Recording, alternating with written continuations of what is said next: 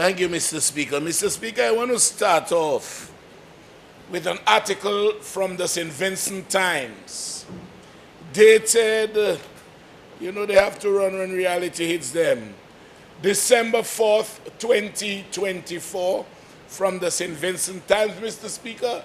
I can print and make a document of the House. The leader of the opposition just said St. Lucia has the highest crime rate in the OECS. Am I right, Mr. Speaker? That's what he said. Let me read this article dated 4th December 2024 from the St. Vincent Times. The caption, St. Vincent and the Grenadines ranks second for homicide rates, not in the OECS, in the Caribbean. Let me read that again. And let listeners know that the OECS, Mr. Speaker, is a subset of the Caribbean. St. Vincent ranks second for the homicide rates in the Caribbean. The South America and Caribbean region exhibits the highest homicide rates globally, with crime-related activities constituting the predominant cause of these homicides. The region contains three of the most lethal countries globally. Jamaica's murder rate stands at 53.3 per 100 individuals, exceeding that of the United States by more than eightfold. In recent years, there has been an increase in the influx of illegal firearms into the country, predominantly smuggled from the United States, especially from Florida. They are subsequently acquired by criminal organizations. The 10 billion, hold on, especially from Florida. Hold on, Mr. Speaker. Hold on, sorry.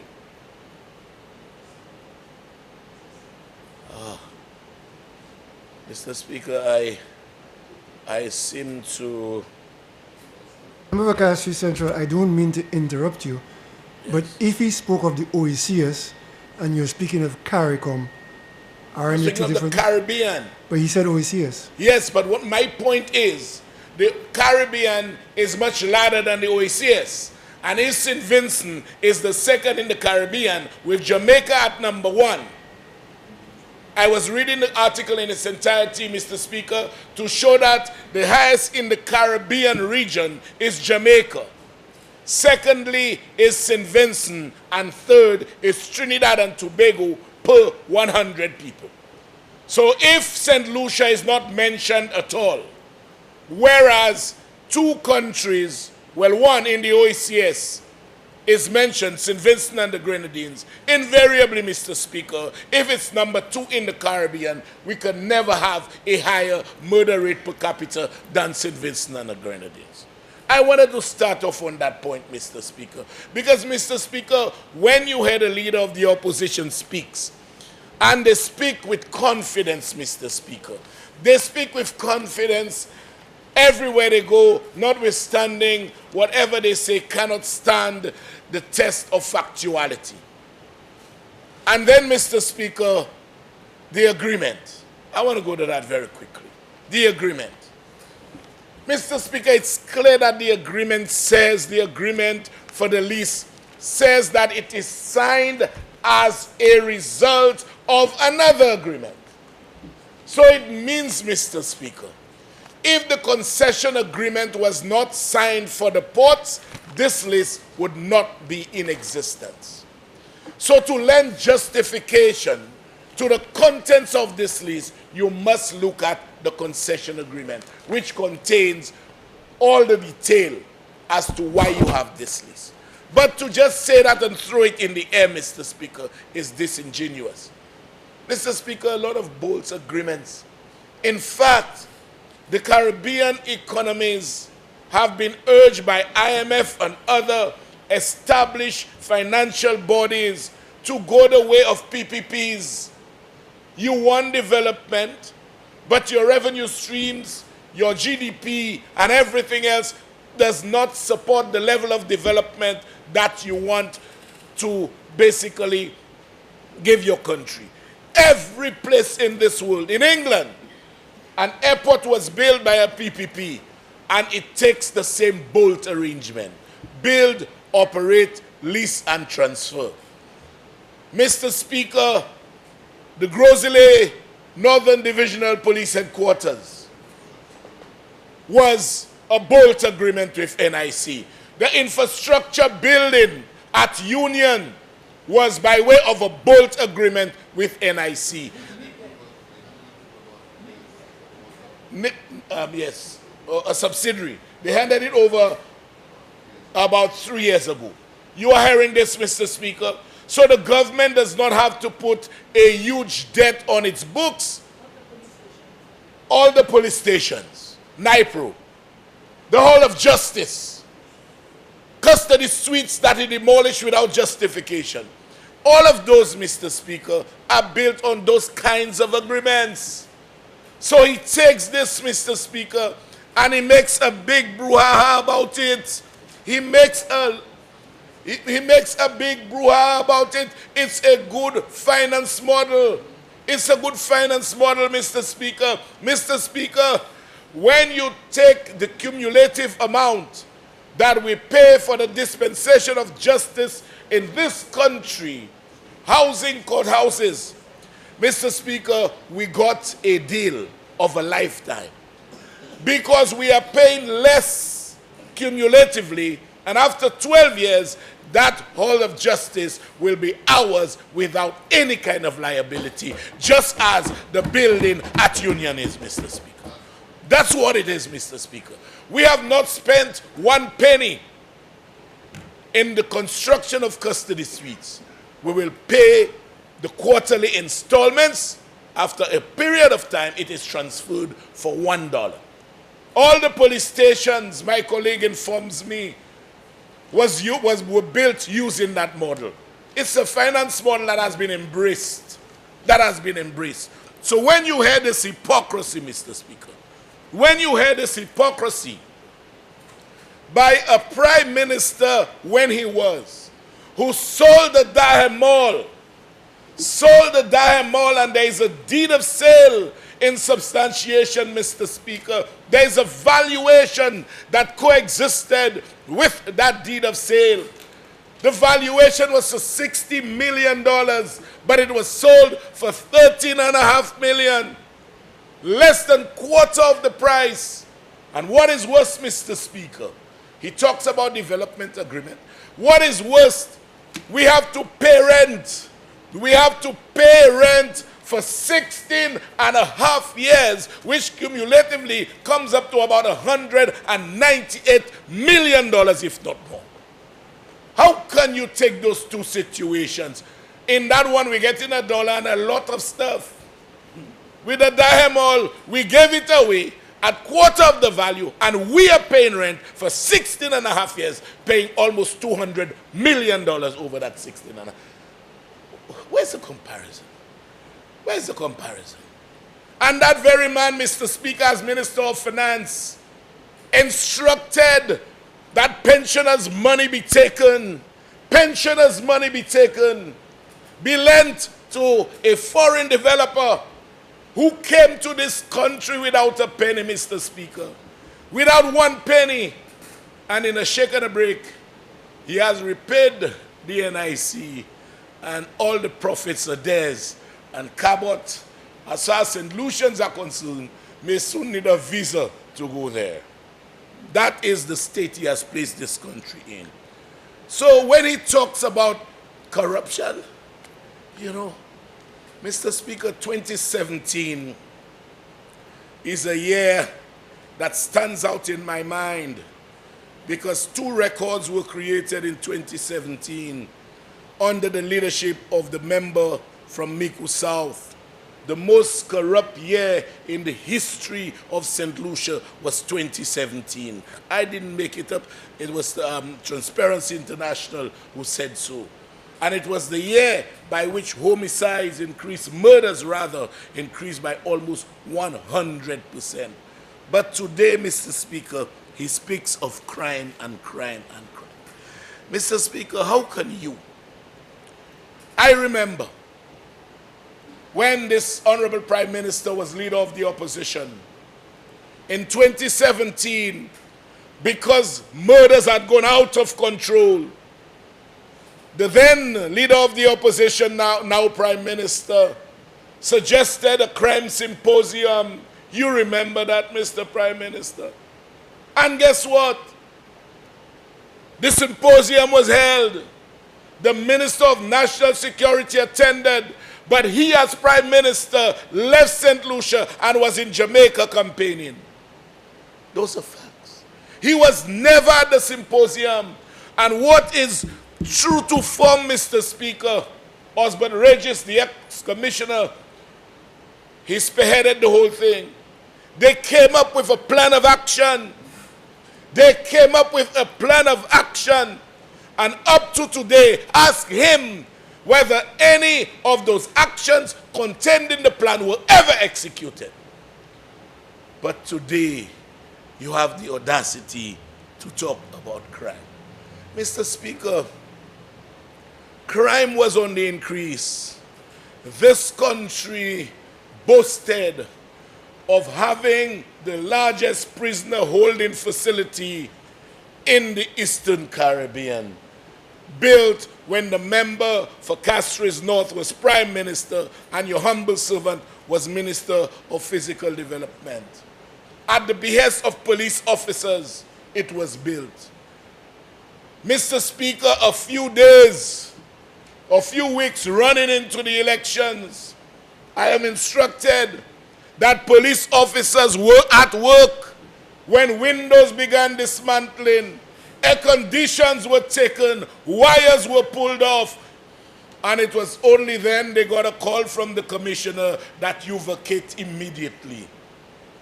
And so, Mr. Speaker, they were all going like mad fowls because there were prisoners in custody.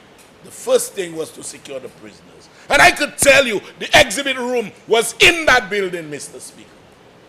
So when they talk about evidence disappearing, Mr. Speaker, ask the leader of the opposition, ask the then commissioner, where were those exhibits kept?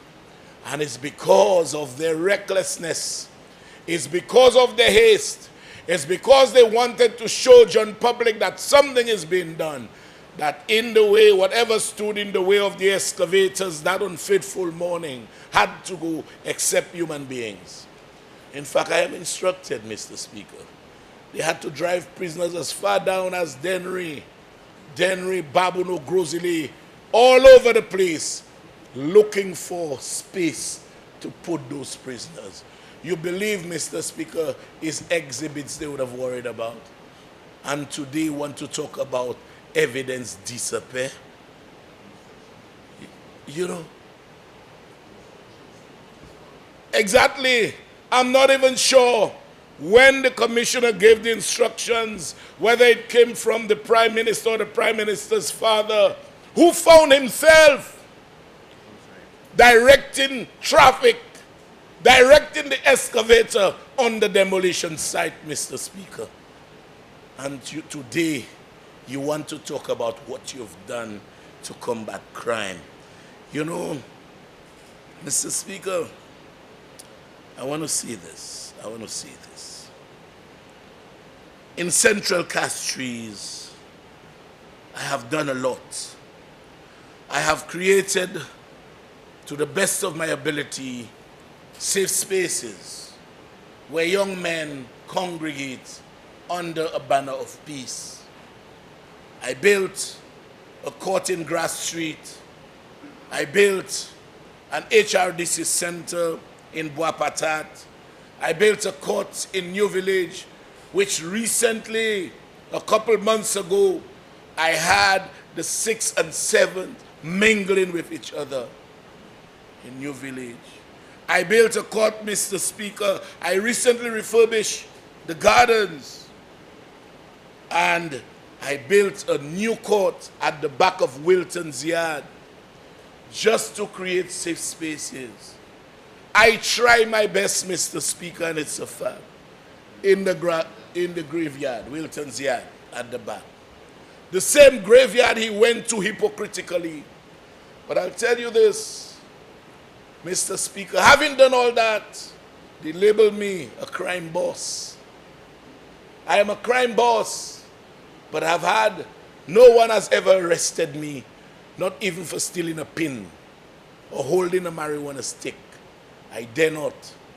I have no immediate relative who has been arrested for anything whatsoever. None. But yet, they label me crime boss. Crime boss for what? Mr. Speaker, I know I am no easy politician. And I will not be walked over. I will not be walked over. But what I expect persons to realize, you will not attack me with impunity, Mr. Speaker. You will not. You cannot call me crime boss. You cannot be a proxy of the opposition. You cannot be attempting to take propaganda and make it news at my expense and expect to operate with total impunity. It's not right. It's not fair. I am attacked by men. I do what I have to do. But it appears, Mr. Speaker, once you are a woman, you can do as you please with Richard Frederick, because they will look for Jean Ede and say they are protesting. I have never indecently assaulted any woman.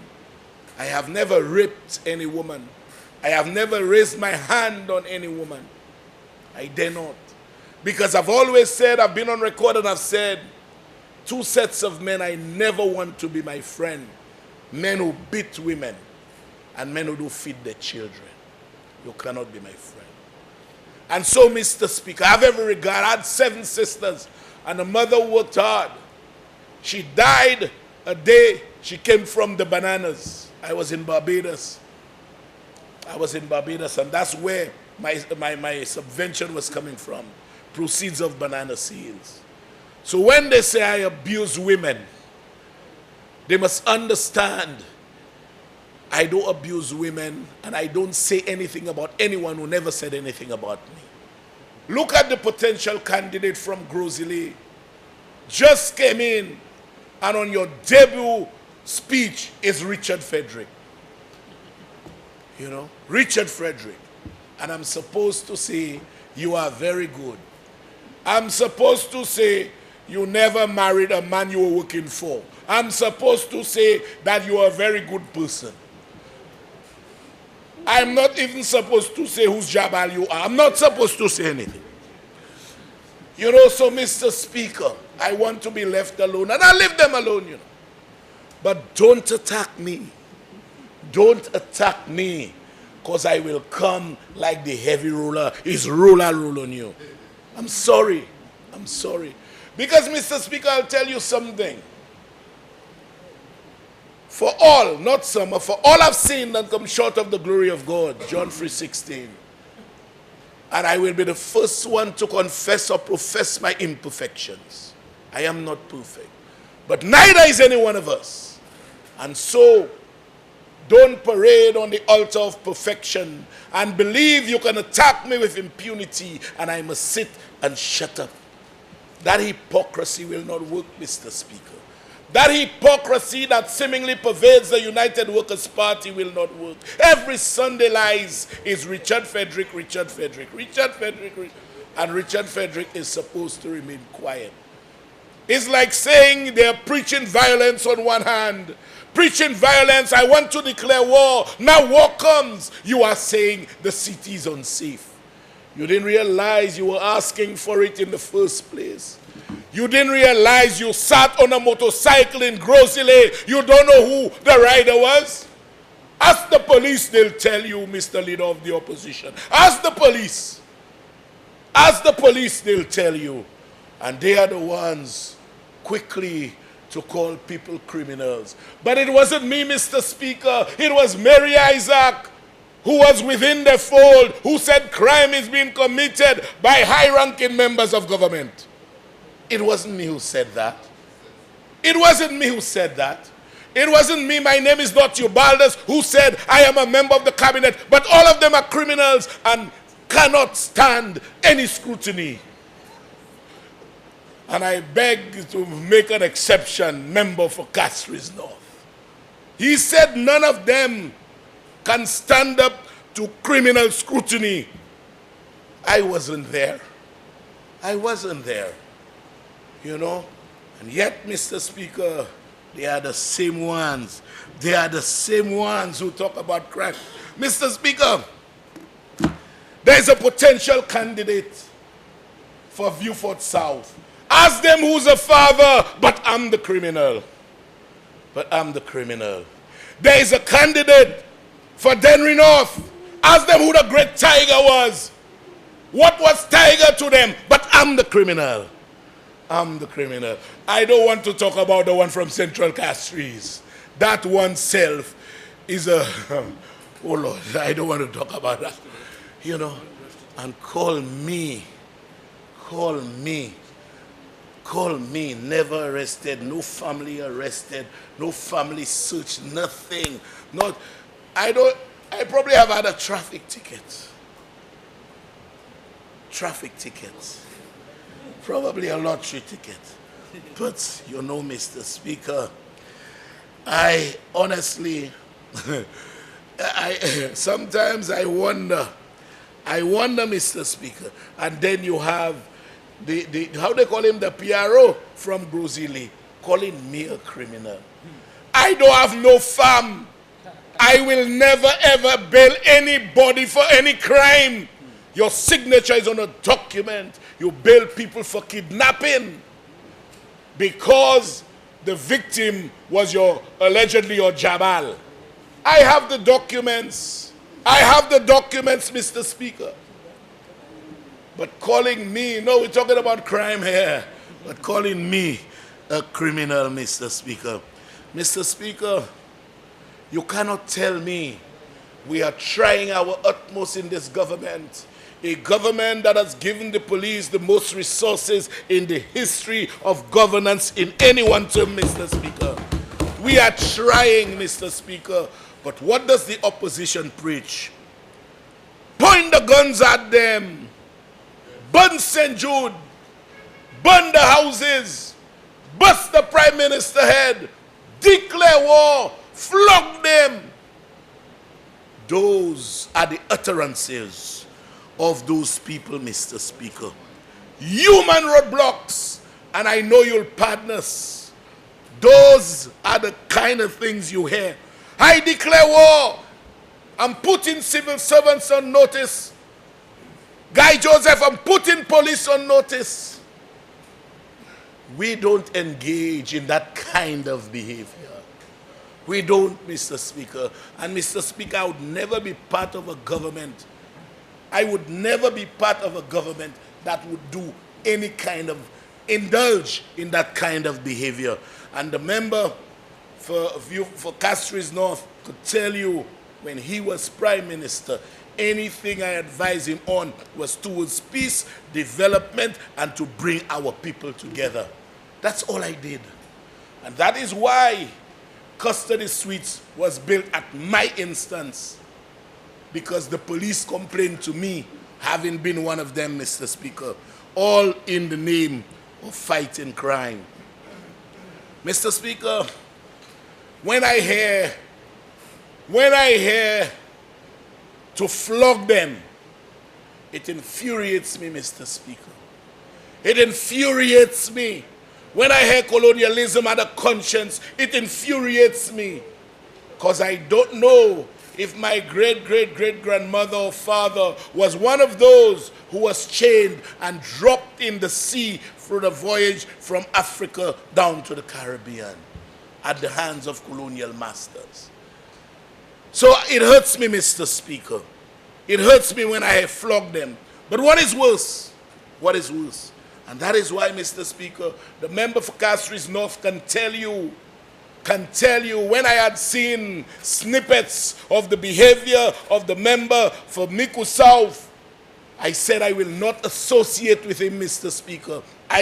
From the day he was elected, I never sat in a room with this gentleman, Mr. Speaker. So much so, when I said I don't want to be part of the party, Angel Brett reminded me that they brought down Sir James Mitchell, the ex-Prime Minister of St. Vincent and the Grenadines, to talk to me. You remember that? And then he called me, and they had their thing at the pastoral center under the guise that we are doing something ceremonial or religious. And the angel asked them if there is food. They said yes. And it was Pearl Alcindor, Angel Brett, and a host of them. When they came to meet me, I said, once the intention is for me to associate with Alan Shastney politically, I am not going. That is a stance I took, Mr. Speaker. So when you hear they say they fire me, tell them I did not want to associate with a man whom I knew would have done to the country exactly what he did. Mr. Speaker, when crime was rising in 2017, and the then leader of the opposition, now Prime Minister, called a symposium, I could never forget that. Crime was escalating. There were 6 murders in a weekend, although he said the shooting of 2 was the bloodiest Saturday. Mr. Speaker, I could never forget. The Prime Minister then maintained his silence throughout until they killed a white man. I'm not joking, Mr. Speaker. If I'm right, he never said anything. And then they killed a white man, Mr. Speaker. And all of a sudden, he remembered he was Prime Minister of the country. I want to say to him that Black Lives Matter. We matter in a predominantly black country. And I'm not being racist. I stand for the color of my skin. I was born through no fault of mine. My attributes were not determined by myself. But I'll tell you what, zeal, education, commitment to the cause of black people is why I'm standing here today, and I will continue to stand for the voiceless of this country who I represent and who voted me into this chamber, Mr. Speaker. I will continue, Mr. Speaker. So when I hear all the nonsense, this and that, you know, what we have done so much for the police. You defunded the police. You removed the voting. There was a vote for training for the police. You removed it. Everything, you know, to tell me, Mr. Speaker, that you want to fight crime and the only way to give the police resources is for your wife to hold balls? That's how you fund the police? The organization charged with the defending your country? You holding balls to give them the necessities to fight crime? And you know, Mr. Speaker, rather than building the Northern Divisional Police Headquarters, thank the Almighty God that July 26, 2021 came very quickly. We were able to avoid, Mr. Speaker, a long list for the Star Building, because it was on the cards that somebody somewhere would buy the Star Building and rent it to the government to run as a police station. You remember that member from Castries North? You know, so, you know, Mr. Speaker, I can go on and on. But the hypocrisy is what I can never deal with, Mr. Speaker. I cannot deal with the hypocrisy. I will, you know, it's okay. Right now, you want to have a voice. You want to have a voice, and I have no difficulty in you having a voice. But, Mr. Speaker, you don't have a voice as of right. When you flip the coins, look at the treatment that was meted out to members of the opposition. You are the longest serving Prime Minister in any one term. You are the only Prime Minister who have exceeded the 5-year date to date. Only one in our history. You attempted to elongate your term by your father coming on national television and saying that your operations were disrupted by COVID. And you also sought legal advice to even amend the Constitution just to serve us and to be on the backs of St. Lucians. But the good Lord, Mr. Speaker, the good Lord was not sleeping. The good Lord left us, and you know, God did a lot of good things, because the Prime Minister will tell you, he found at the Attorney General's chambers a direct award for $70 million with 1% interest per day. Per day. If you care about any country, Mr. Speaker, that is not how you operate. So, Mr. Speaker, I am proud to be part of this government. We will continue to make whatever efforts we can. I personally, Mr. Speaker, I have done it before. I will continue to do what I have to do. Sometimes I put my own life at risk. I have done before. I remember a certain gentleman when I called certain names on television and asking them to stop the criminal activity. Oh, I should not call their names. I should give the information to the police. Lo and behold, Mr. Speaker, you'll not believe. After I called the names, one broke into a shop and is now on the run for Saturday's incident. So sometimes I can foresee what happens, Mr. Speaker. But I can let St. Lucians know that God will never ever permit the works, the desires of the United Workers' Party to come to fruition, to destroy St. Lucia, just to rule over the ashes. He's in charge, and guess what? He will leave the member for Castries East in charge until he says when. Mr. Speaker, with that short contribution, I rest my case.